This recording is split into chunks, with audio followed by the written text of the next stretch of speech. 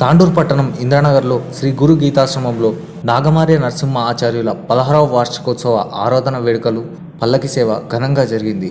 ఈ కార్యక్రమంలో Shankarlingam, Rajalingam, Ramulu, Vithal Reddy, Basavaiah, Boyaraju, ward councillor Ravi, రాజు తదితరులు పాల్గొన్నారు.